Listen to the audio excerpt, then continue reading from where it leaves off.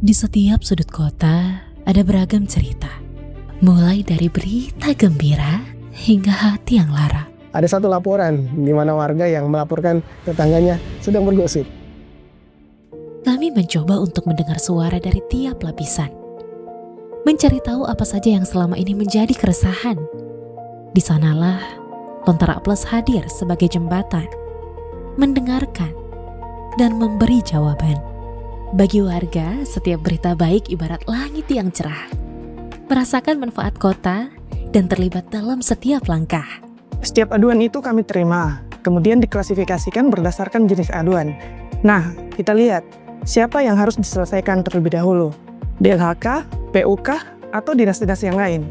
Dari situ kita track progres sampai mana penyelesaiannya. Total ada 15 admin yang bertugas 24 jam.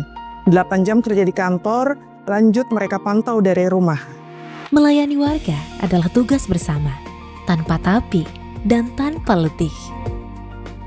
Dalam 4 bulan pertama, sudah 1.320 laporan warga yang pemerintah kota telah selesaikan. 40.000 lebih akun sudah terdaftar di Lontara Plus ini. Bahkan ada satu laporan di mana warga yang melaporkan tetangganya sedang bergosip.